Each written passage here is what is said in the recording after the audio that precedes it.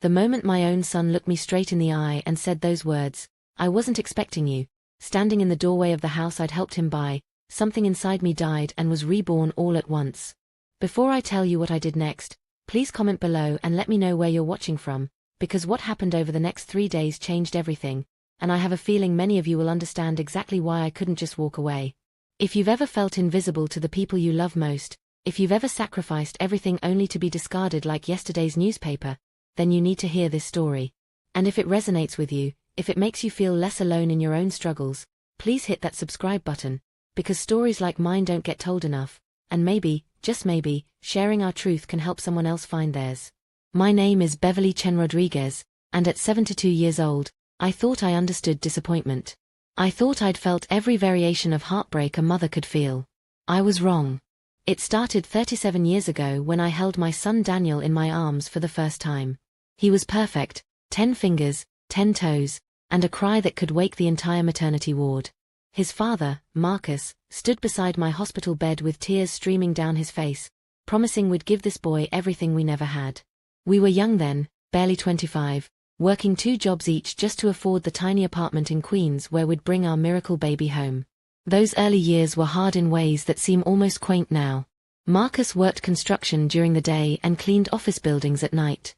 I waitressed at a diner from 6 in the morning until 2, then picked up Daniel from my mother-in-law's house and spent my afternoons playing peekaboo and reading him every book I could check out from the library. We were exhausted, broke, but happy. We had each other, and we had our dreams. The dreams were simple: save enough money for a house with a yard where Daniel could play, maybe take a vacation to Disney World someday, and, if we were really lucky, help Daniel go to college. We wanted to break the cycle of financial struggle that had defined both our childhoods. We wanted our son to have choices we never had. I remember the exact moment I realized how much I was willing to sacrifice for those dreams. Daniel was 8 years old, and his teacher had pulled me aside after a parent-teacher conference. She told me he was gifted, that he could go far with the right support and opportunities. That night, I sat at our kitchen table with a calculator and a stack of bills, trying to figure out how we could afford to put him in the advanced math program at the private school across town. The numbers didn't add up. They never did. So I took a third job. On weekends, I cleaned houses for wealthy families in Manhattan. I'd ride the subway for over an hour each way, carrying my bucket of cleaning supplies, scrubbing toilets and mopping floors for women who spent more on their monthly manicures than I made in a week.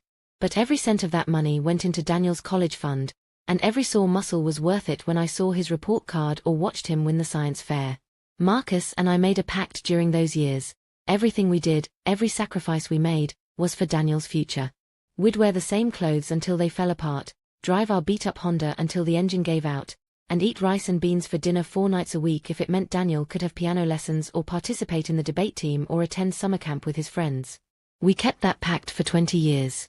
When Daniel graduated valedictorian from high school, I cried so hard I couldn't speak during his graduation party. When he got accepted to Columbia University with a partial scholarship, Marcus and I took out a second mortgage on our little house to cover the remaining tuition costs. When he graduated summa cum laude and got accepted to law school, we refinanced again. By the time Daniel passed the bar exam and got his first job at a prestigious law firm in Manhattan, Marcus and I were 62 years old, still paying off educational loans, still driving that same Honda with over 200,000 miles on it, still living paycheck to paycheck despite working our entire adult lives. But we were proud. God, we were so proud. Daniel was everything we'd dreamed he could be. Successful, articulate, respected. He had the kind of career that opened doors and commanded respect. He could afford things we'd never even dreamed of wanting. Within 5 years of graduating law school, he was making more money than Marcus and I had ever made combined. That's when the distance started. It was subtle at first. Phone calls that became less frequent. Visits that became shorter. Conversations that felt more obligatory than genuine. When I'd call to chat about my day or share some neighborhood gossip, Daniel would cut me off with, "Mom, I'm really busy," or "Can we talk about this later?" Later rarely came. I told myself it was natural. He was building his career, establishing himself. Young people were busy in ways our generation hadn't understood. I made excuses for him when Marcus would complain about feeling forgotten. Then Daniel met Stephanie. Stephanie Morrison came from old money, the kind of family that had trust funds and country club memberships passed down through generations. Her father was a federal judge, her mother sat on charity boards and collected art. They lived in a penthouse on the Upper East Side and spent summers in the Hamptons. The first time Daniel brought her home for dinner, I knew I was looking at my replacement. Stephanie was polite enough, I'll give her that. She complimented our modest living room and thanked me for the meal, even though I caught her subtly pushing the food around her plate rather than eating it. But there was something in her eyes when she looked at our home, our furniture, our lives, a kind of pity mixed with distaste that made my stomach churn. After they left that night, Marcus found me crying in the kitchen. She hates us, I whispered. She doesn't even know us, he replied, but I could hear the worry in his voice too. I was right to be worried. Within 6 months, Daniel's visits became even rarer. When he did come, it was clear he was seeing our home through Stephanie's eyes, noticing the outdated wallpaper, the mismatched furniture, the way our voices got louder when we were excited about something. He started correcting our grammar and suggesting we upgrade our wardrobe for family photos. The engagement announcement came via a formal invitation in the mail. Not a phone call. Not a visit. A cream-colored card with embossed lettering announcing that Daniel Rodriguez and Stephanie Morrison would be united in marriage at the Morrison family's estate in the Hamptons. Marcus had to sit down when he read it. "We're losing him, Bev," he said, and I knew he was right. The wedding was everything I'd expected, elegant, expensive, and cold. We sat at a table near the back with Daniel's college roommate's parents and some distant relatives of Stephanie's family that no one seemed to know very well. During the reception, I watched my son dance with his new wife, surrounded by people who'd never worked a day of manual labor in their lives, never stayed up at night worrying about rent money, never sacrificed their own dreams for their children's futures. He looked happy, but he also looked like a stranger. That night in our hotel room, Marcus and I held each other and grieved for the son we felt we'd lost, even though he was very much alive. We'd given everything to raise him up, and somehow in the process, we'd become the people he was embarrassed to have raised him. The irony wasn't lost on me. We'd succeeded beyond our wildest dreams. We'd broken the cycle of poverty and given our son opportunities we'd never had. But success, it turned out, could be its own kind of failure. As I lay awake that night listening to Marcus snore softly beside me, I had no idea how much worse things were going to get. I thought the worst part was over.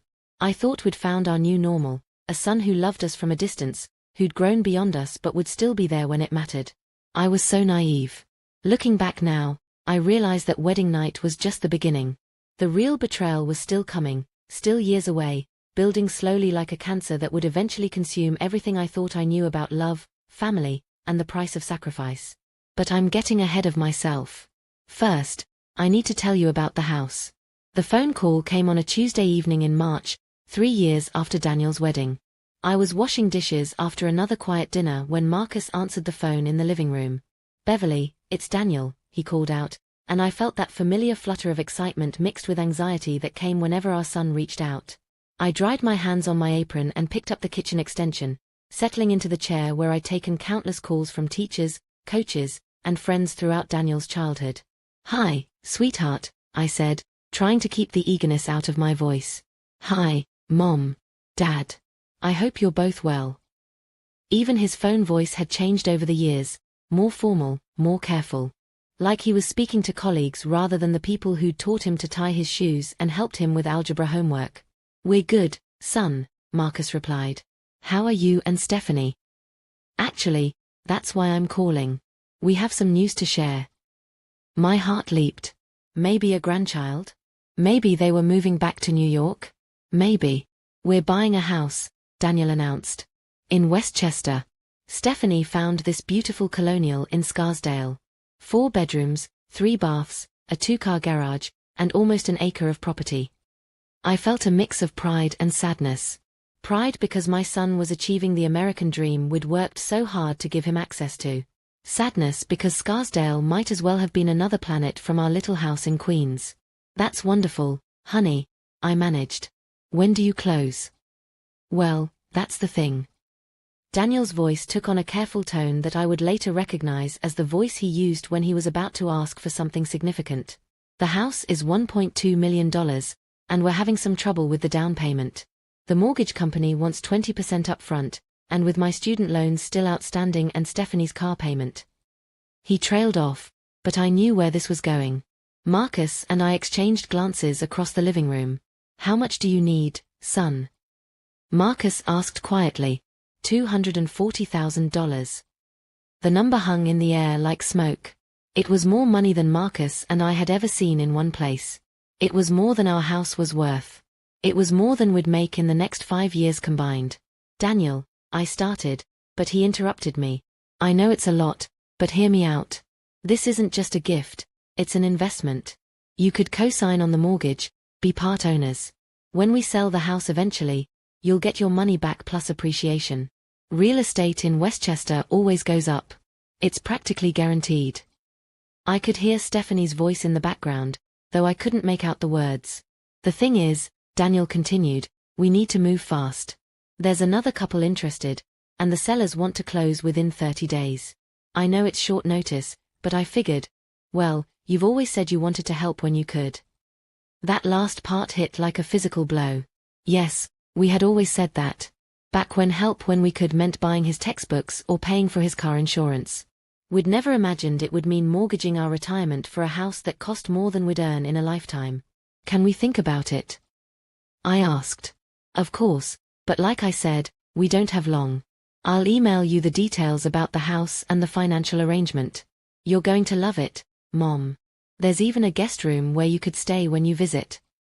After we hung up, Marcus and I sat in silence for a long time. The dishes remained half-washed in the sink. The television played a rerun we weren't watching. "We can't afford this," Marcus finally said. "I know. We'd have to take out a loan against the house. Maybe liquidate the retirement accounts." "I know. At our age, if something goes wrong." "I know." But even as we listed all the reasons why this was financial suicide, we both knew we were going to do it. Because that's what parents do. That's what love looks like, even when it's foolish. The next few weeks were a blur of paperwork, bank appointments, and sleepless nights. We met with loan officers who looked at our income and employment history with barely concealed skepticism. We sat in lawyers' offices signing documents that transferred decades of careful savings into an investment we couldn't afford to lose. The hardest part was telling our siblings. My sister Rosa called me crazy. Marcus's brother Jim accused us of enabling Daniel's entitlement. My mother-in-law, bless her soul, just shook her head and muttered prayers in Spanish. They weren't wrong, but they weren't parents to Daniel. They hadn't spent 18 years dreaming of his success, sacrificing for his opportunities, building their entire identities around his achievements. They didn't understand that saying no felt like betraying everything we'd worked for. The closing was on a beautiful spring day in May. Daniel had invited us to see the house beforehand, and I'll admit it took my breath away. The Colonial sat on a perfectly manicured lawn, with flower beds that probably cost more to maintain than our monthly grocery budget. The interior was like something from a magazine. High ceilings, crown molding, a kitchen with granite countertops and stainless steel appliances. Stephanie gave us a tour, pointing out features like the walk-in closets and the master bathroom soaking tub. She was animated in a way I'd rarely seen, clearly in her element discussing thread counts and color palettes. "And this," she said, opening a door to a modest bedroom on the second floor, "will be your room when you visit." The room was nice enough, bigger than our bedroom at home, with windows that looked out onto the backyard. But something about the way she said your room felt patronizing, like we were guests being assigned quarters rather than family members who'd made this house possible. After the tour, we went to the lawyer's office for the closing. I watched as Daniel and Stephanie signed document after document, officially becoming homeowners. When it came time for Marcus and me to sign as co-signers, my hand shook slightly. "You sure about this, Mrs. Rodriguez?" the lawyer asked, probably legally obligated to give us one last chance to back out. I looked at Daniel, who was watching me with an expression I couldn't quite read. Gratitude, maybe, mixed with something else. Expectation? Entitlement? "I'm sure," I said, and signed away our financial security. The celebration dinner afterward was at a restaurant in White Plains that charged $40 for a steak. Daniel ordered a bottle of wine that cost more than Marcus and I typically spent on groceries in a week. He was effusive in his gratitude, talking about how much this meant to him and Stephanie, how they'd never forget our generosity, how this was just the beginning of building something wonderful together. But as I listened to him talk, I noticed something that would haunt me for years afterward. He never once acknowledged the sacrifice we were making.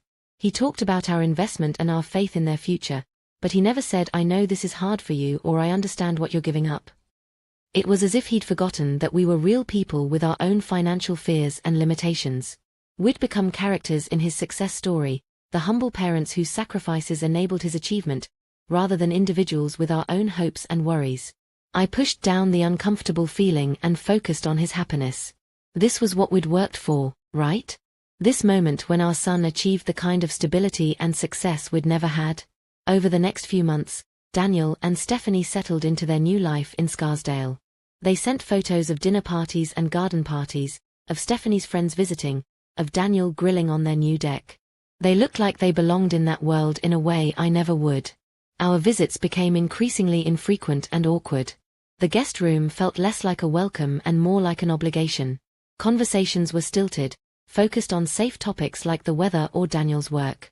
When we talked about our own lives, Marcus's arthritis, my struggles with the church committee, the neighborhood kids who reminded us of Daniel at that age, their eyes would glaze over with polite disinterest. But I told myself this was normal. This was what success looked like. This was what we'd wanted for him. I was still telling myself that 3 years later, when everything fell apart. The first sign that something was wrong came during Thanksgiving of 2019. We'd driven up to Scarsdale in our aging Honda, loaded with the dishes Daniel had loved as a child, my famous sweet potato casserole, Marcus's spiced cranberry sauce, and the tres leches cake that had been his birthday request every year from age 5 to 18. Stephanie answered the door wearing an apron that probably cost more than my best dress. She kissed my cheek with the kind of air kiss I'd seen in movies but never experienced in real life. "Beverly, Marcus, so good to see you," she said, her voice bright but somehow hollow. "Daniel's in the kitchen putting the finishing touches on dinner."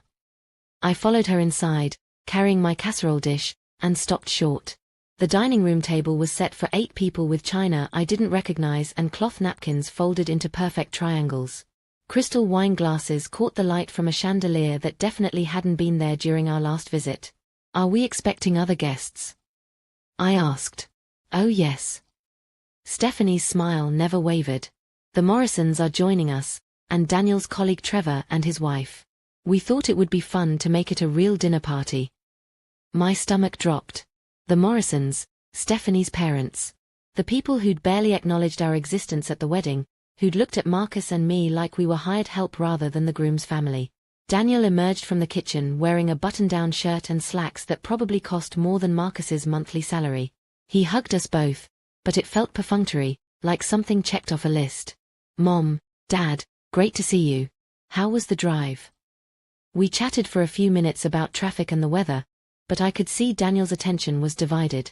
He kept glancing at the clock, straightening all registrate place settings, checking his phone. When the Morrisons arrived, the atmosphere in the house shifted completely. Suddenly there was laughter and animated conversation. Judge Morrison held court with stories from the courthouse. Mrs. Morrison complimented Stephanie on her table setting and asked detailed questions about the origin of various decorative pieces. Marcus and I found ourselves relegated to one end of the table, like afterthoughts at our own son's Thanksgiving dinner. When I tried to join the conversation about Daniel's recent promotion, Mrs. Morrison smiled politely and then immediately changed the subject to vacation homes in Martha's Vineyard. The worst part was watching Daniel. Throughout the evening, he code-switched between 2 different versions of himself. When talking to the Morrisons and their social circle, his voice took on different inflections, his posture changed, even his laugh sounded different. When he occasionally directed comments toward Marcus and me, he seemed to dial himself back down, like he was translating himself for an audience that couldn't handle his full sophistication. I caught him correcting my grammar twice during dinner, not meanly, but with the kind of gentle condescension that somehow felt worse than outright rudeness. After dessert, as everyone moved to the living room for coffee, I excused myself to use the bathroom. On my way back, I overheard Mrs. Morrison talking to Stephanie in the kitchen. "The house is coming along beautifully, dear. That new artwork in the hallway is stunning." "Thank you. We're still working on a few rooms, but it's getting there." "And how are Daniel's parents adjusting to all of this?" There was a pause that made my chest tighten. "They're very sweet," Stephanie replied carefully. "It's just different worlds, you know? They try so hard, but sometimes I feel like we're speaking different languages." "Well, that's to be expected. Daniel has come so far from his beginnings. It's actually quite admirable, when you think about it, how much he's elevated himself. Elevated himself. As if Marcus and I were something he'd had to rise above rather than the foundation he'd built his life upon. I stood in that hallway for a long moment, letting the words sink in.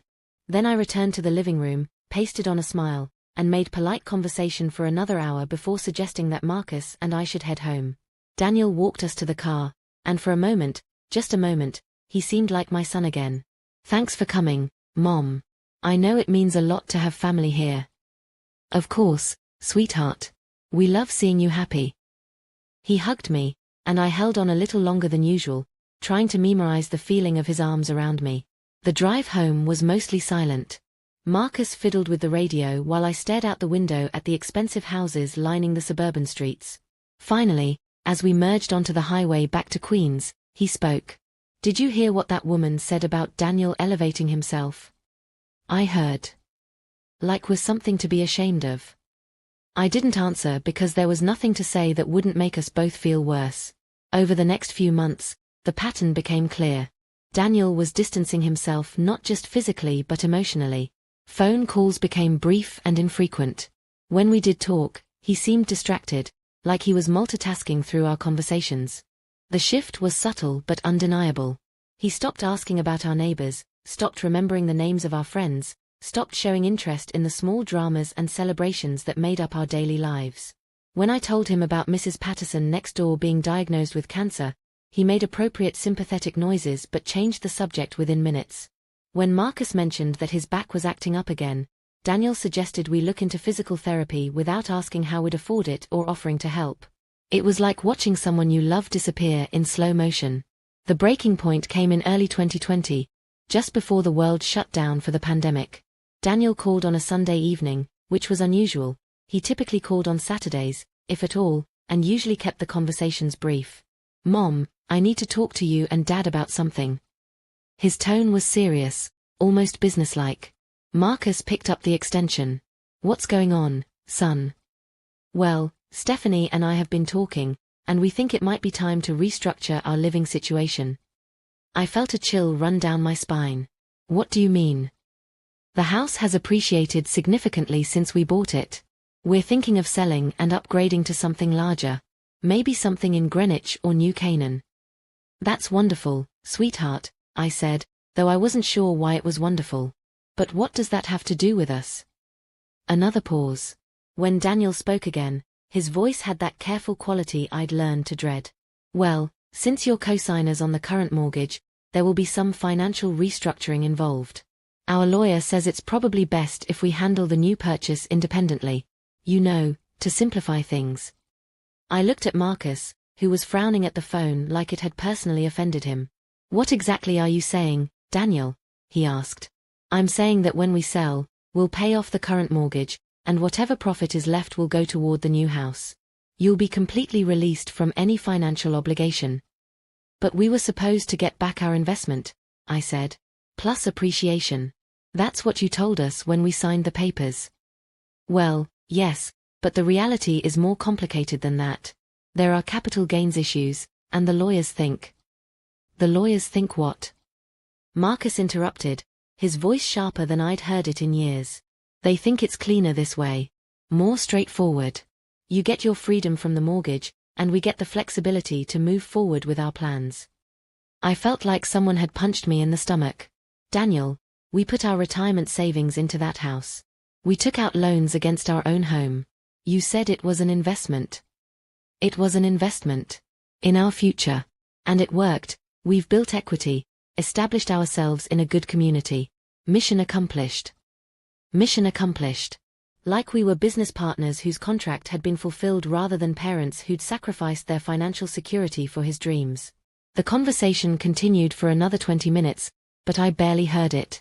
Daniel used words like restructuring and optimization and fiscal responsibility, but all I heard was my son explaining why he no longer needed us. After we hung up, Marcus and I sat in our kitchen in silence for a long time. The math was simple and devastating. We were 70 years old, still making payments on loans we'd taken out to help Daniel buy his house, and now he was going to sell that house and move on to something better while we got nothing back. But the money wasn't even the worst part. The worst part was understanding, finally and completely, that we had become inconvenient to our son. Our co-signature on his mortgage was an embarrassing reminder of a time when he'd needed our help. Our presence in his life was a liability in his new social circle. We'd spent our entire adult lives building Daniel up, and he'd spent the last few years writing us out of his success story. That night, I lay awake thinking about all the warning signs I'd missed, all the moments when I should have seen this coming. But parents aren't supposed to be suspicious of their children's motives. We're supposed to believe in their love the way children believe in Santa Claus, completely, desperately, against all evidence to the contrary. I was about to learn just how expensive that kind of faith could be. When the world shut down in March 2020, I thought it might bring us closer together.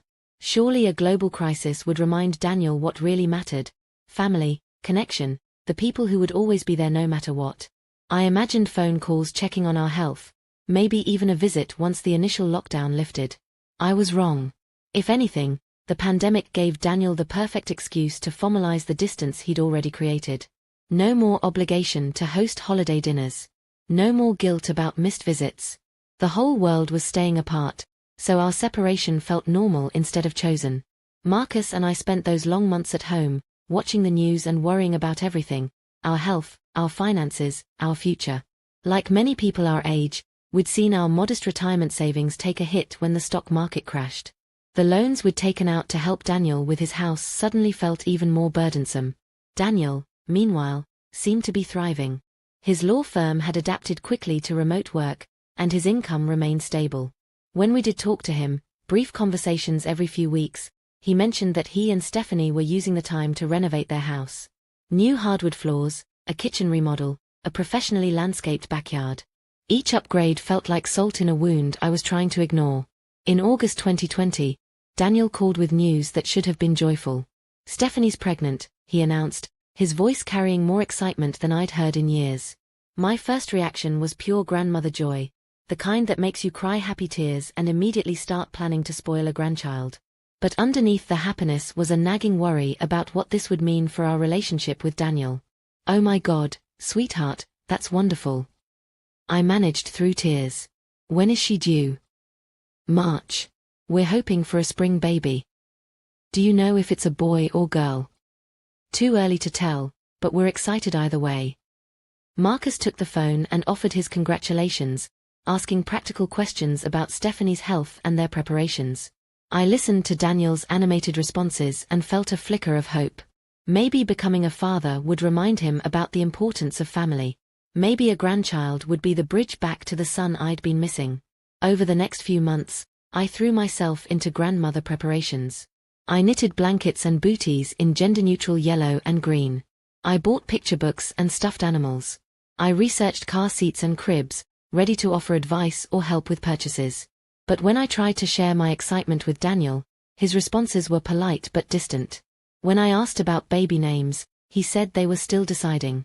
When I offered to throw Stephanie a baby shower, he said her mother was handling all that. When I suggested that Marcus and I could help with childcare after the baby arrived, he said they were looking into nanny services. The message was clear: this grandchild would be just as separate from our world as Daniel had become. The baby, a girl they named Charlotte, was born on March 15, 2021. We found out through a text message with a single photo attached. She was beautiful, tiny, and perfect, with Daniel's dark hair and what looked like Stephanie's delicate features. I stared at that photo for hours, memorizing every detail of my granddaughter's face. This was Daniel's child. My blood. The continuation of our family line. And she felt completely unreachable. We weren't invited to the hospital.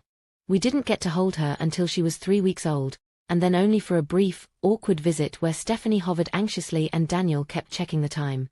I had dreams about that baby for weeks afterward, dreams where I got to rock her to sleep and sing her the lullabies I'd sung to Daniel.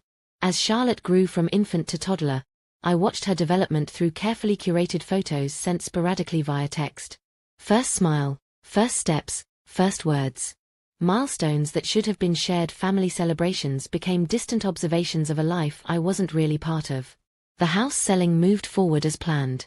In September 2021, Daniel called to let us know they'd accepted an offer. "We're getting $1.8 million, he said, clearly pleased with himself. The market's been incredible. I did the math quickly in my head. They'd bought the house for $1.2 million with our $240,000 down payment. Now they were selling for $1.8 million, a $600,000 profit. If Daniel had been honest about us being investment partners, our share should have been substantial. So what happens to our part of the proceeds?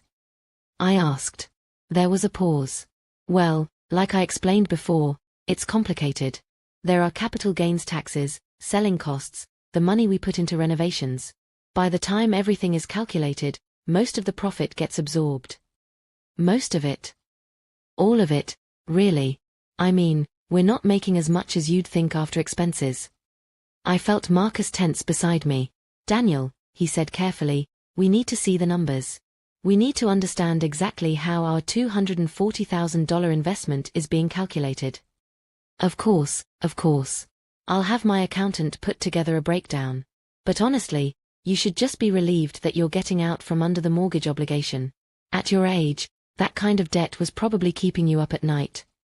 He wasn't wrong about that last part, but his tone, like he was doing us a favor by releasing us from an investment we'd made in his future, made me feel sick. The breakdown, when it finally came 2 weeks later, was a masterpiece of creative accounting. According to Daniel's lawyer and accountant, the house had indeed sold for $1.8 million.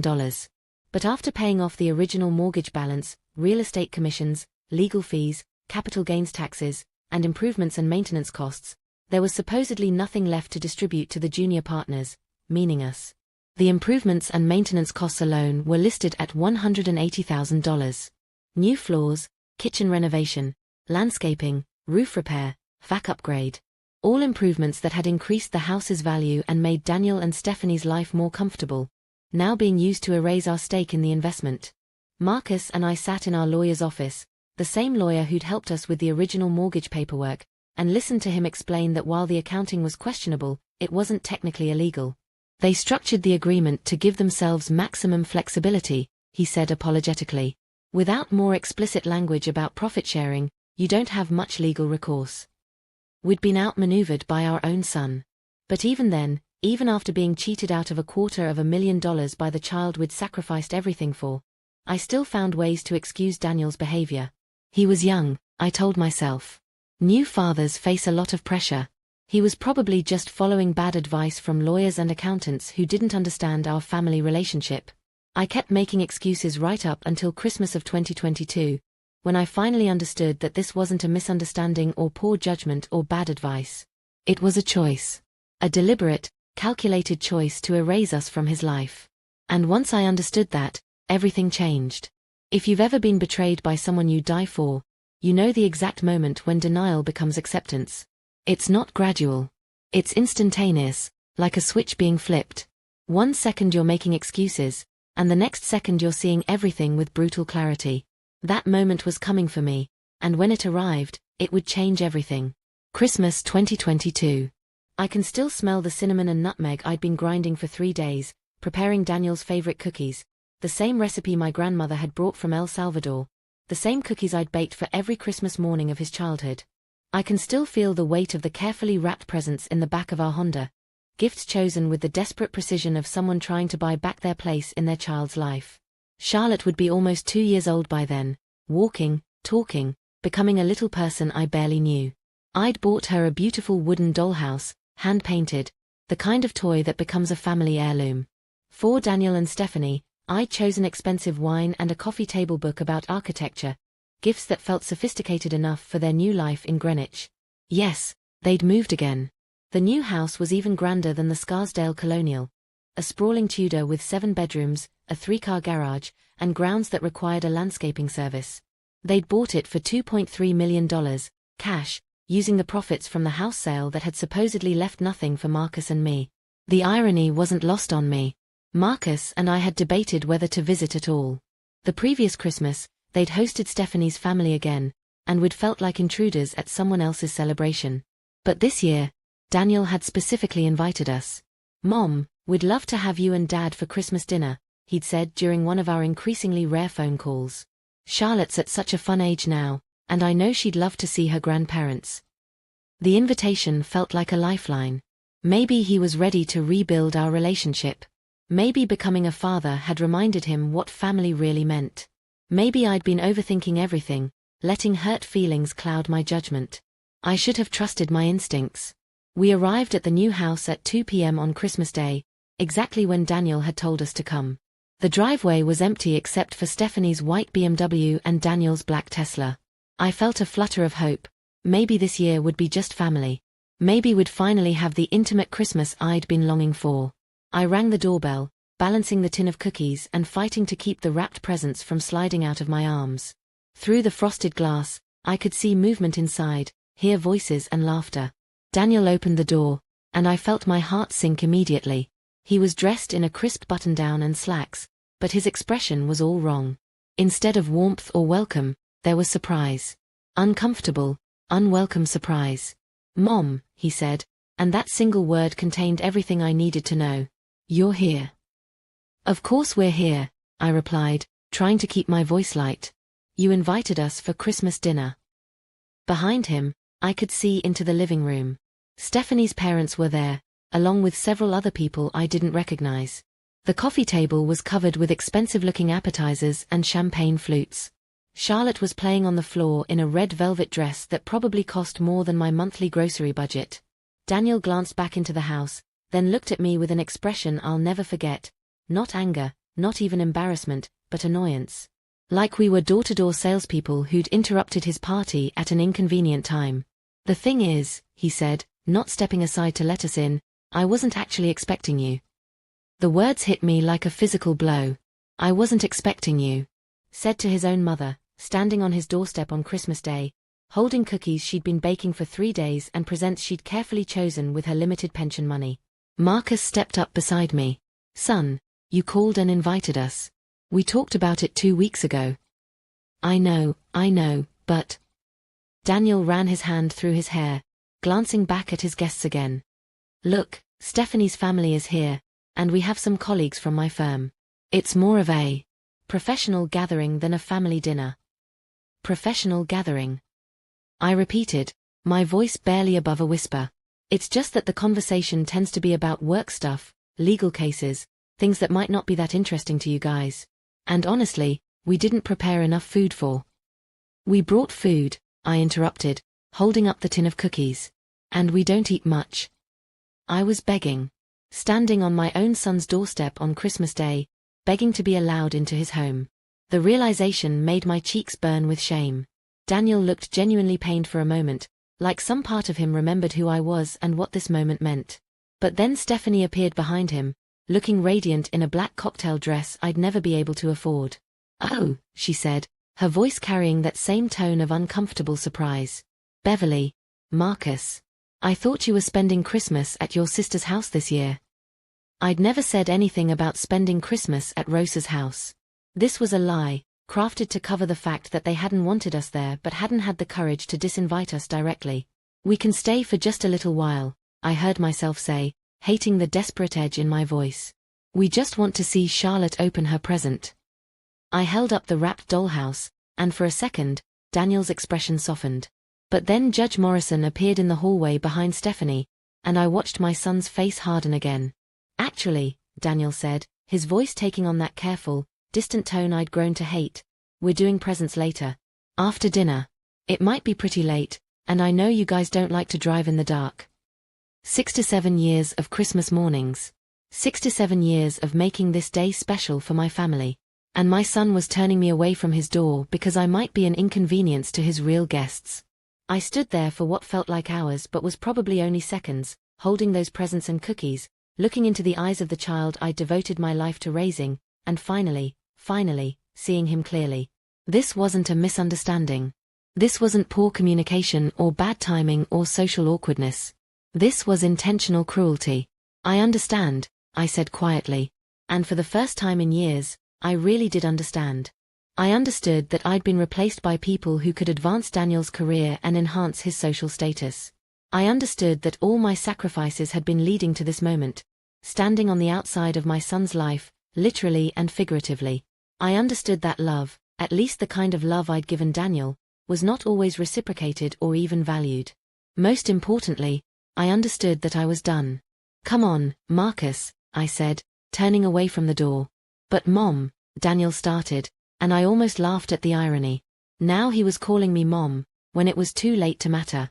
Have a wonderful Christmas, sweetheart, I said without turning around. Give Charlotte our love. I walked back to our car with my head high and my heart breaking.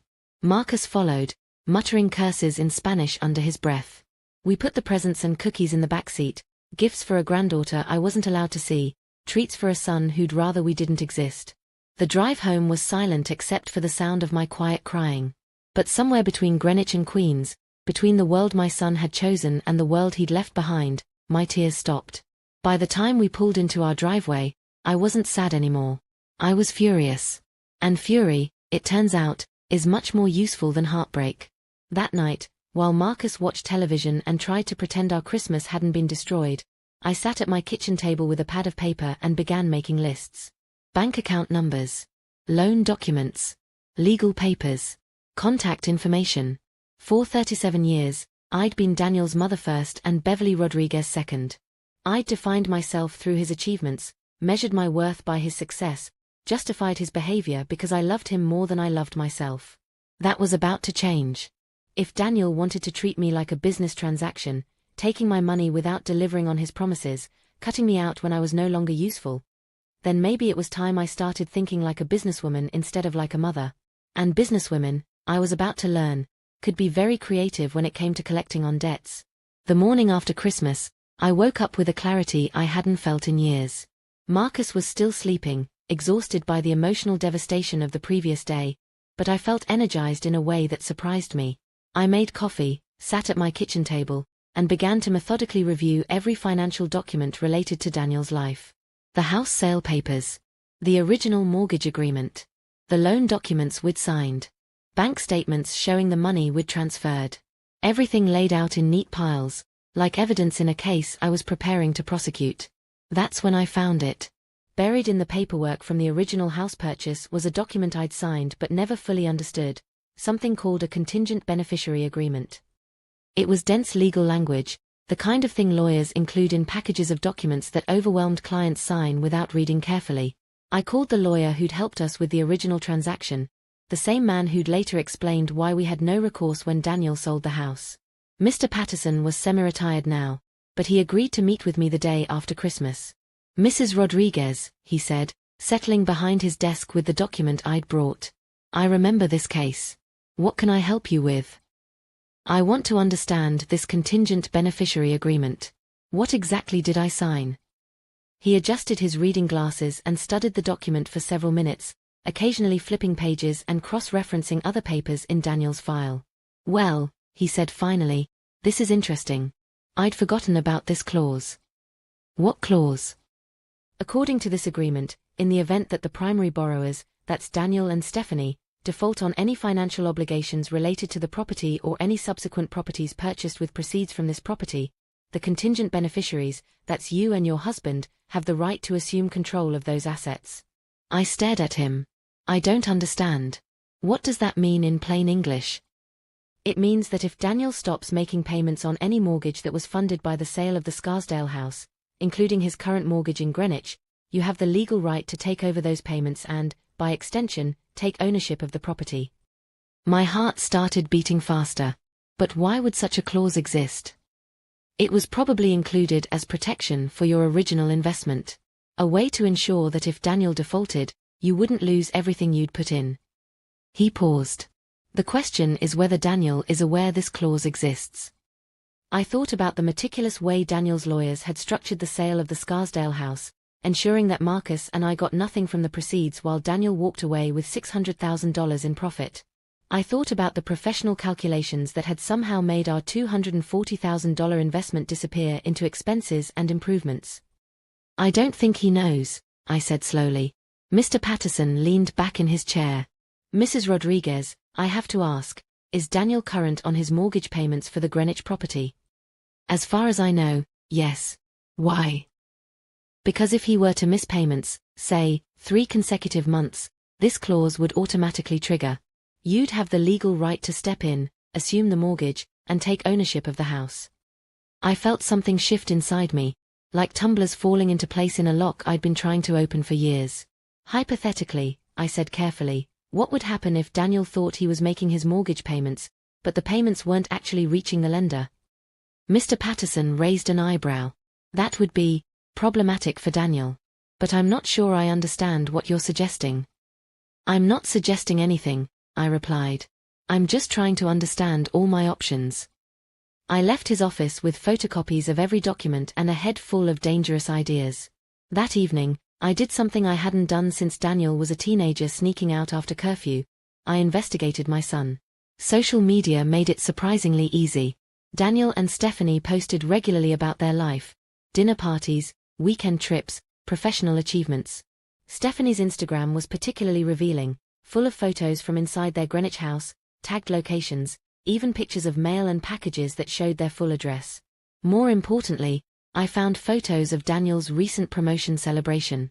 He'd made senior partner at his firm, an achievement that came with a significant salary increase and, according to the firm's website, a $500,000 signing bonus. Senior partner. Making more money than I'd see in 5 lifetimes, living in a $2.3 million house, driving cars that cost more than most people's homes. And still, apparently, too busy or too important to spend Christmas with the parents who'd made it all possible. I spent the next 3 days researching and planning. I learned about mortgage payment processing, automatic withdrawal systems, and the precise legal procedures for triggering default clauses. I researched the real estate market in Greenwich and discovered that Daniel's house had appreciated even further. It was now worth nearly $2.8 million. Most importantly, I did something I'd never done before. I stopped thinking like a mother and started thinking like someone who'd been cheated. Daniel had used me. He'd taken my money, my sacrifice, my unconditional love, and turned it into profit for himself while convincing me that I should be grateful for the opportunity to help him. He'd restructured our family relationship like a business transaction, keeping me around when I was useful and discarding me when I became inconvenient. If he wanted to treat our relationship like business, then maybe it was time I showed him what a real businesswoman could do when she'd been betrayed. The plan that formed in my mind was elegant in its simplicity. Daniel's mortgage payments were automatically deducted from his checking account on the 1st of every month. But automatic payments could be disrupted. Technical errors happened. Banks made mistakes. And if those payments failed to process for 3 consecutive months, the contingent beneficiary clause would activate. I would become the legal owner of my son's house. The house he'd bought with profits from selling the house I'd helped him purchase. The house where he'd turned me away on Christmas Day.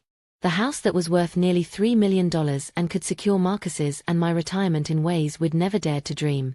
It wasn't theft. It was justice. It wasn't revenge. It was collecting on a debt. It wasn't cruel. It was business. And if Daniel had taught me anything over the past few years, it was that family relationships were just another form of business transaction. I was about to give him the education he'd apparently missed. Sometimes, the people you think are powerless are the ones with the most power to destroy you. The first step was the hardest. I had to become someone I'd never been before. Someone who could hurt the person she loved most in order to save herself. Fortunately, Daniel had been an excellent teacher. What I'm about to tell you might shock you, but I need you to understand something. When someone systematically destroys your life while smiling and calling it love, you reach a point where conventional morality becomes a luxury you can't afford. I'd spent 72 years being a good person, a good mother, a good woman who sacrificed and smiled and never fought back. Daniel had trained me well, but he'd made one critical mistake. He'd underestimated exactly how much I'd learned from watching him operate. The plan required patience, precision, and access to information. Fortunately, after 37 years of being Daniel's mother, I had more access than he realized. You see, when you raise a child, you know things about them that they forget you know. You remember their social security number because you filled out their first job applications. You know their mother's maiden name because it's yours. You remember their first pet's name because you're the one who helped them choose it. In the modern world, that kind of intimate knowledge can be very powerful. Step 1 was establishing Daniel's financial habits. I knew he was methodical about money, a trait he'd inherited from Marcus, who'd balanced our checkbook to the penny every month for 45 years. Daniel paid his bills automatically, on the same day every month, probably hadn't looked at his actual bank statements in years. This was confirmed when Stephanie posted a photo on Instagram of their home office, showing Daniel's laptop open to his online banking dashboard. The screenshot was small, but I could make out enough details to know he used the same bank we'd used for the original house loan. Step 2 required a phone call that made me feel physically sick, but I made it anyway. "Hi, this is Beverly Rodriguez calling about my son's mortgage account," I told the customer service representative at the bank. "I'm listed as a contingent beneficiary on the account, and I need to update some contact information." I had Daniel's account number from the original loan documents. I had his social security number. I had answers to every security question they could ask. And I had the one thing that made the conversation seem completely normal. I sounded like a worried mother trying to help her son with his finances. Which, in a twisted way, I suppose I was. "Of course, Mrs. Rodriguez. Let me pull up the account. Yes, I see you listed here. What information do you need to update?" "Well, Daniel's been having some issues with his email, and I want to make sure all the account notifications are coming to my email address as well, just temporarily, until he gets it sorted out. I can add your email as a secondary notification address. Is there anything else?" This was the crucial moment. Actually, he mentioned that he might want to switch his automatic payment to a different account next month. "Could you walk me through how that process works?" The representative explained the procedure in detail. How to modify automatic payments.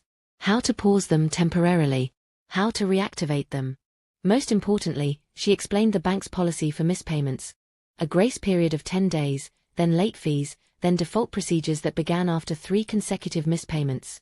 "The good news," she said cheerfully, "is that we always send multiple notifications before starting any default procedures. Email, postal mail, phone calls. Nobody gets surprised by a foreclosure. Except, of course, if all those notifications were going to someone else's email address." By the end of January, I had complete visibility into Daniel's mortgage account. I could see his payment history, his account balance, his automatic payment schedule. I could see the monthly statements as soon as they were generated, often before Daniel saw them himself.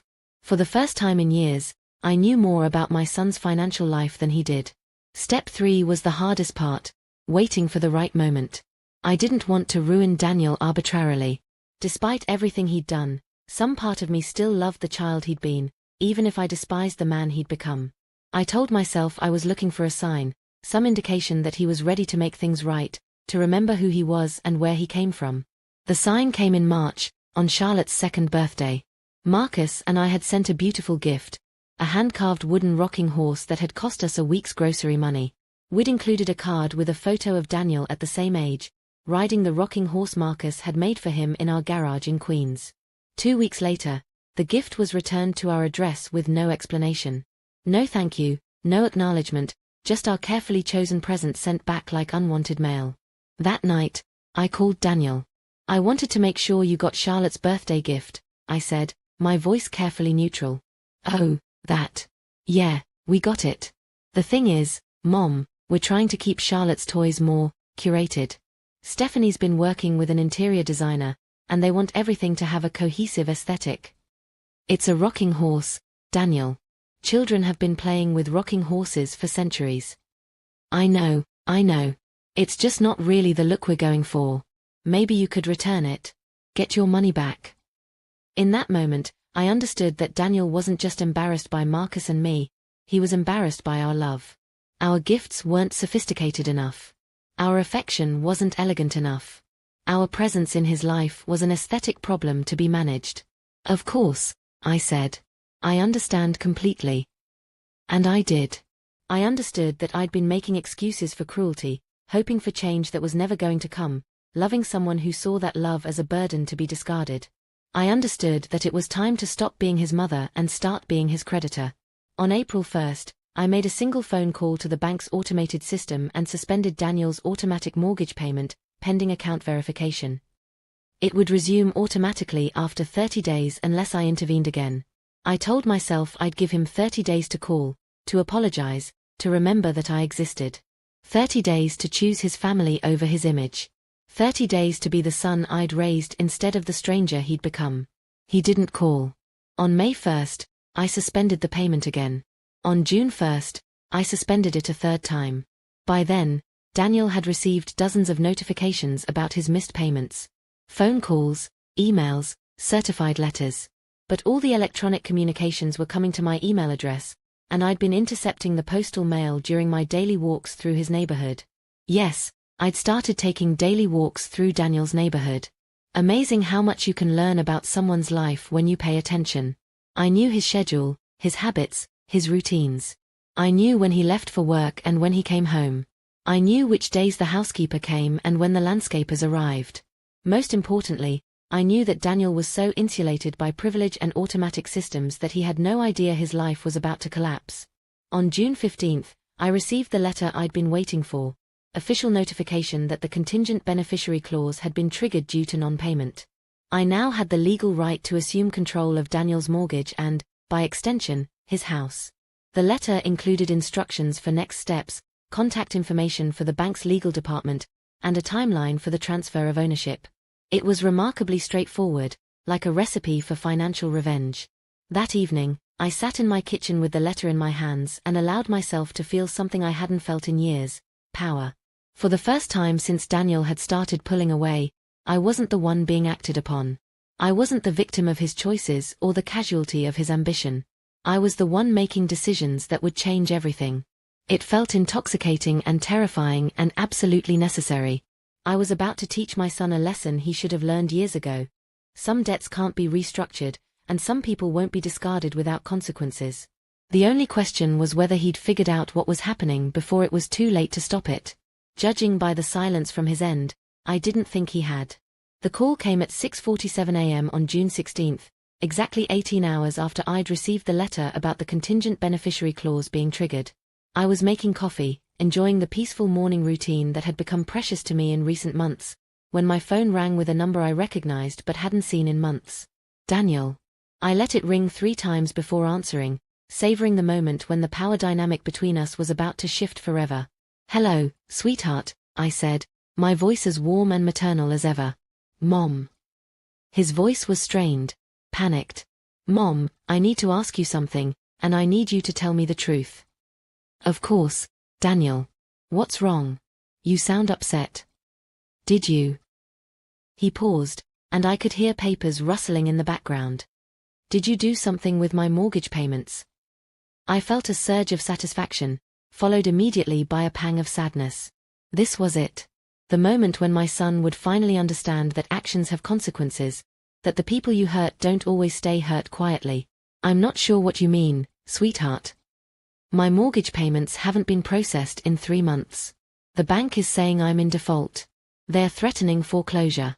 And when I called to find out what happened, they said the contingent beneficiary on the account, that's you, had requested payment suspension." "Oh my," I said, letting concern creep into my voice. "That sounds very serious." "Mom, please.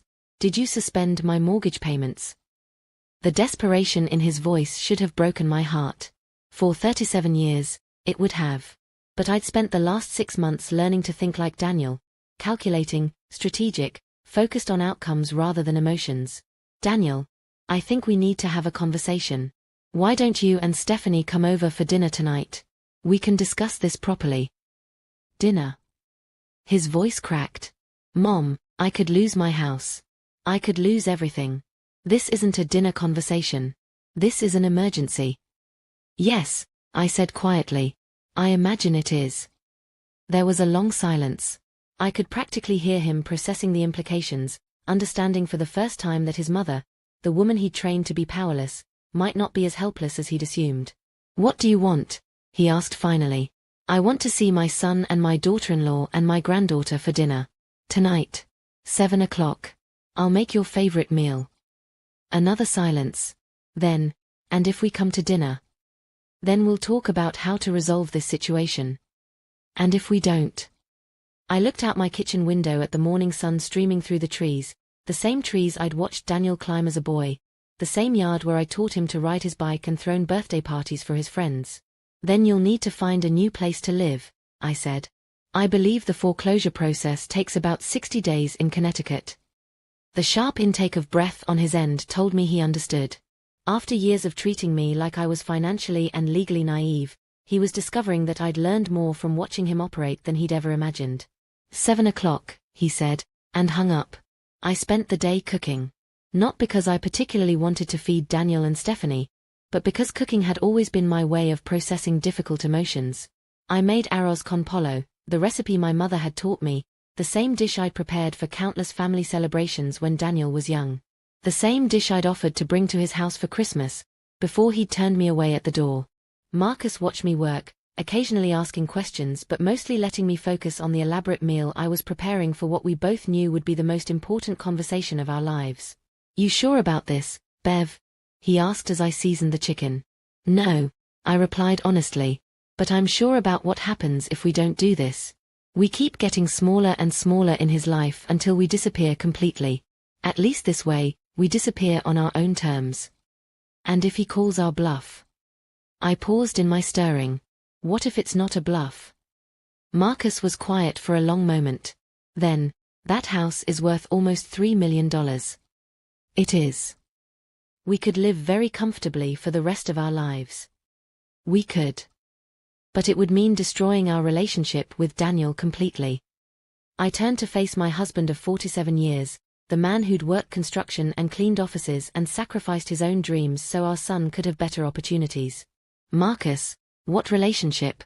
When was the last time Daniel asked how you're feeling? When was the last time he remembered your birthday without a reminder? When was the last time he treated us like family instead of like an obligation to be managed?" Marcus nodded slowly. He'd been asking himself the same questions. At 6:55, a black Tesla pulled into our driveway. I watched through the window as Daniel got out of the driver's seat, moving with the tense energy of someone preparing for battle. Stephanie emerged from the passenger side, carrying Charlotte on her hip. Even in crisis, she was perfectly put together: designer jeans, cashmere sweater, the kind of effortless elegance that money can buy. Charlotte had grown so much since I'd seen her last. She was walking confidently now, chattering in the way 2-year-olds do, pointing at our house with curiosity rather than recognition. She didn't know this place. She didn't know us. That realization hurt more than all of Daniel's financial betrayals combined. I opened the door before they could knock. "Daniel. Stephanie. Charlotte." I smiled at my granddaughter, who hid her face in her mother's shoulder. "Come in, please." The next few minutes were surreal. Daniel and Stephanie sitting stiffly in our modest living room, making awkward small talk while Charlotte explored tentatively, touching our old furniture with the fascination children have for unfamiliar places. "Dinner smells wonderful," Stephanie said, her voice carefully polite. "Thank you, dear. I made Daniel's favorite." Daniel looked at me with an expression I couldn't quite read. Wariness mixed with something else. Maybe the faintest flicker of the boy who used to help me stir the rice while standing on a kitchen chair. We sat down to eat at the same table where I'd helped Daniel with homework for 12 years, where we'd celebrated his high school graduation, where Marcus and I had signed the papers that made Daniel's first house purchase possible. The conversation was stilted, focused on safe topics like Charlotte's development and Stephanie's volunteer work. But underneath the pleasantries, everyone could feel the tension building toward the real reason we were here. Finally, as I served dessert, Daniel's favorite Tres Leches cake, he couldn't wait any longer. "Mom, we need to talk about the mortgage situation." I set down the serving spoon and looked at my son, really looked at him, for the first time in months.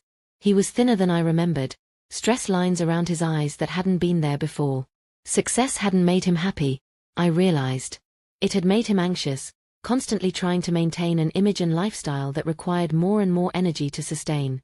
"Yes," I said. "We do need to talk about that. I spoke to my lawyer today. He says that technically, what you did was legal. But Mom, it's my house. Stephanie and I live there. Charlotte's bedroom is there. All of our belongings, our life. I know exactly what's in that house, Daniel.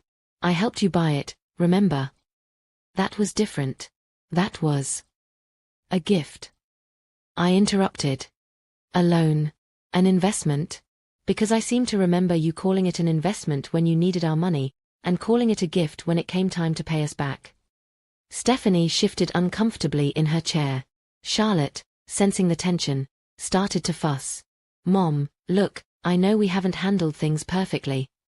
"Perfectly?" My voice remained calm, but something cold crept into it. "Daniel, you stole $250,000 from your father and me. You excluded us from your life systematically. You returned our granddaughter's birthday gift because it didn't match your decorator's vision. On Christmas Day, you turned us away from your door like we were strangers. I didn't steal. What would you call it? Daniel ran his hands through his hair, the gesture so familiar it made my chest ache.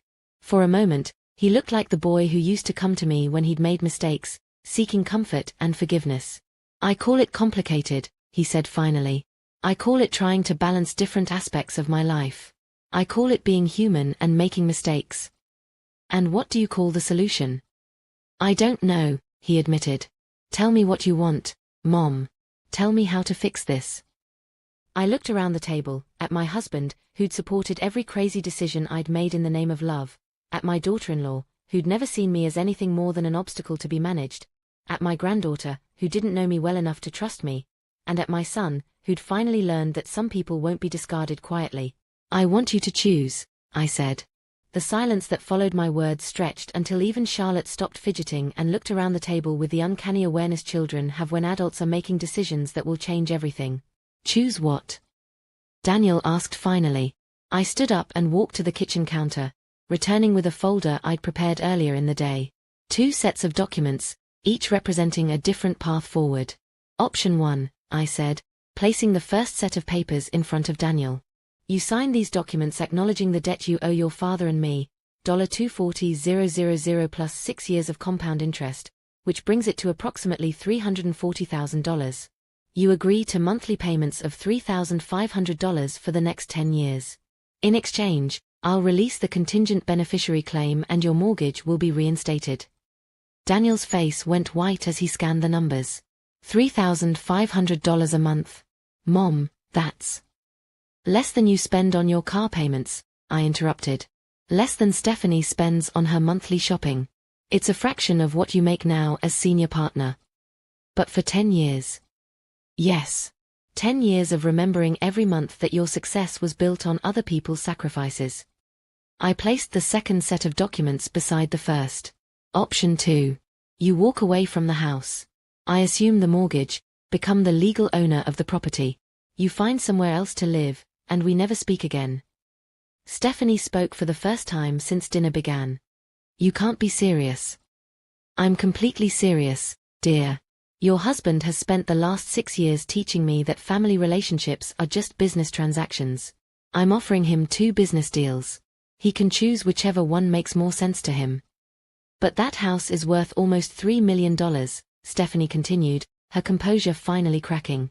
You're talking about stealing $3 million from us. I turned to look at her, really look at her, for the first time all evening. Stephanie, dear, I'm not stealing anything. I'm collecting on a debt. Your husband borrowed money from us to buy his first house, promised we'd be repaid with interest and appreciation, then used creative accounting to ensure we got nothing when he sold that house for a $600,000 profit. The house you're living in now was purchased with money that legally belonged to us. That's not how. That's exactly how it happened, I said firmly. And now I'm offering Daniel 2 ways to make it right. He can pay us back what he owes us, with a payment plan that's well within his means, or he can give us the house that was bought with our money.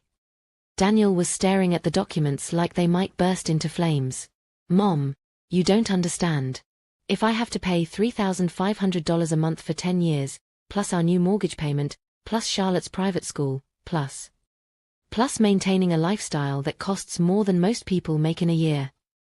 I finished. Yes, Daniel, you might have to make some choices about what's really important to you. But we'd have to move. We'd have to downsize. Charlotte would have to change schools. Welcome to the real world, Marcus said quietly. It was the first time he'd spoken since dinner began, and his voice carried 47 years of accumulated frustration. The world where people make sacrifices for their family instead of expecting their family to make sacrifices for them. Dad, that's not fair. Fair. Marcus stood up, his chair scraping against the floor. You want to talk about fair? Fair would have been getting our money back when you sold the house in Scarsdale. Fair would have been being treated like family instead of like embarrassments. Fair would have been being invited to Christmas dinner instead of being turned away like door-to-door salespeople. Daniel flinched as if he'd been slapped. I apologized for that. No, you didn't, I said. You've never apologized for anything.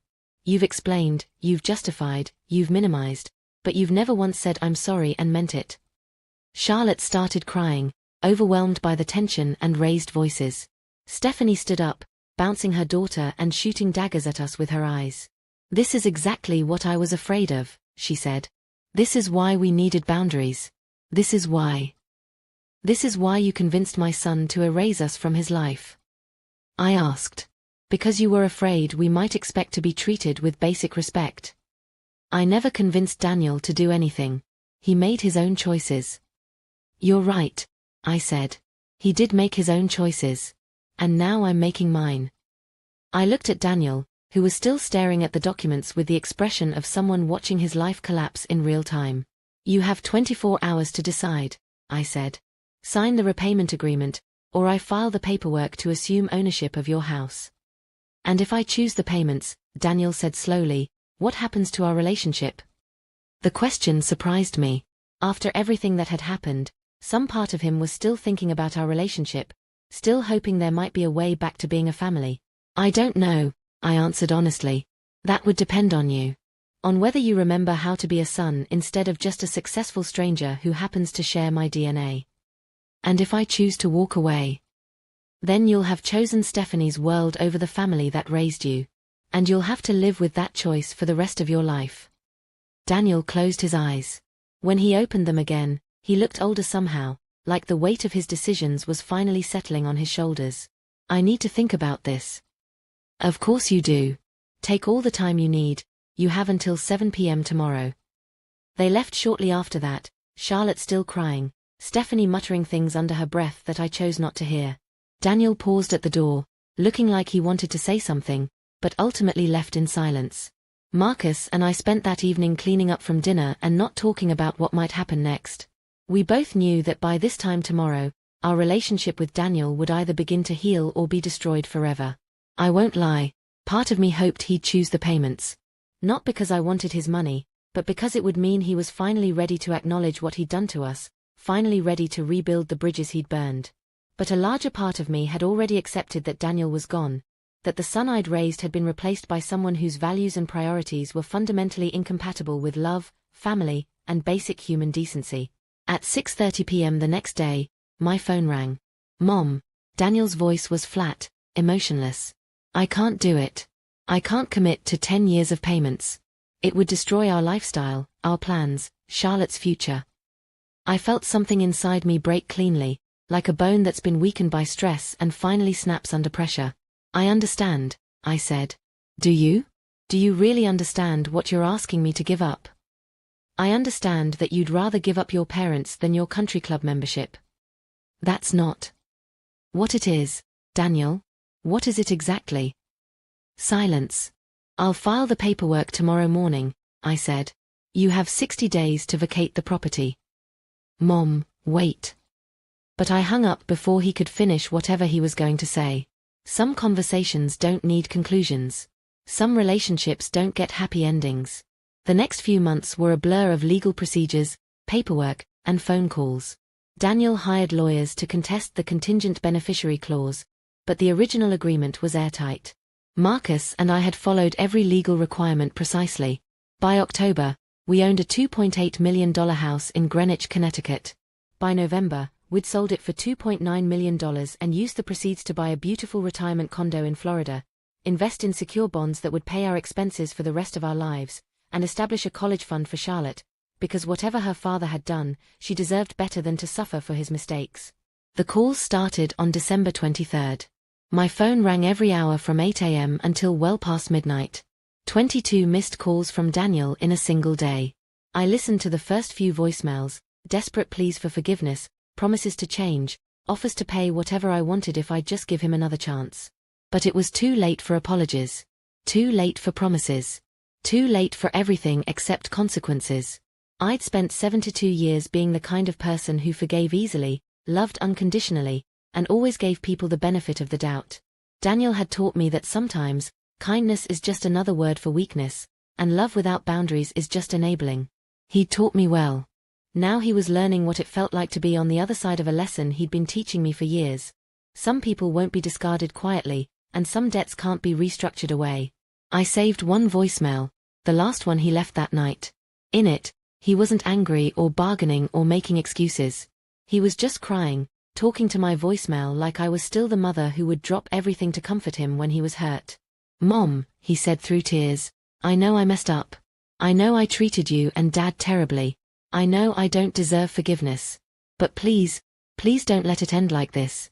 Charlotte asks about her grandparents sometimes, and I don't know what to tell her. She'll never know how wonderful you are, how much you sacrificed for me, how much you loved me even when I didn't deserve it. And that's my fault. That's all my fault. But please, Mom, please don't let my mistakes cost Charlotte the chance to know her grandparents. Please." I listened to that message 17 times before finally deleting it. Because here's what I learned in my 73rd year: love isn't just about giving. It's also about knowing when to stop giving to people who will never appreciate what they've received.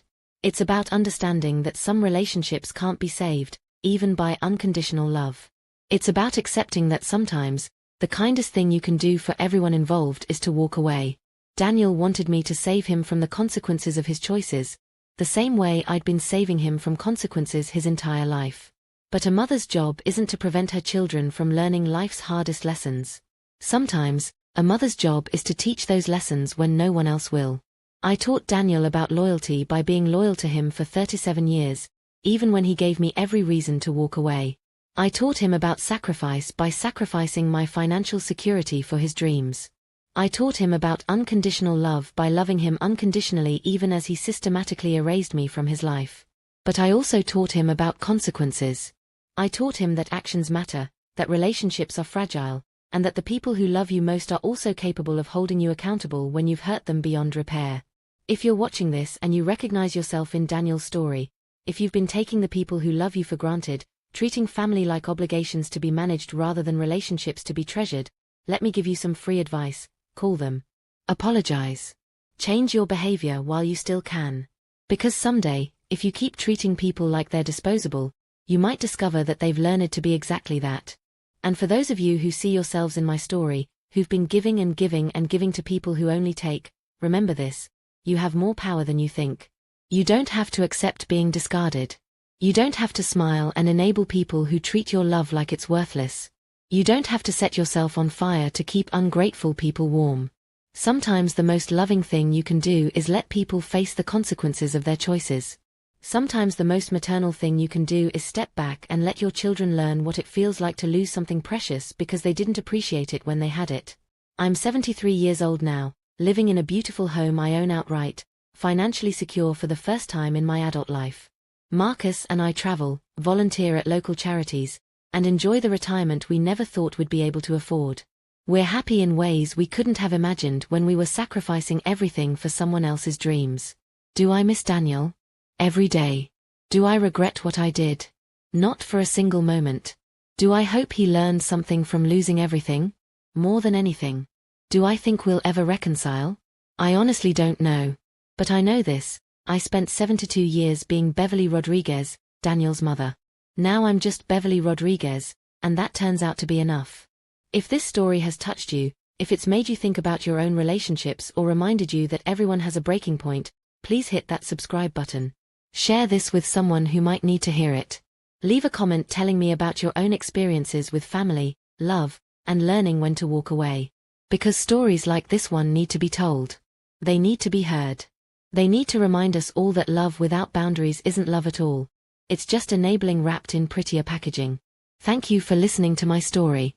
Thank you for understanding that sometimes, the people we think are powerless are the ones with the most power to change everything. And thank you for reminding me that I'm not alone in learning these lessons the hard way. Until next time, remember, you teach people how to treat you. Make sure you're teaching them the right lessons.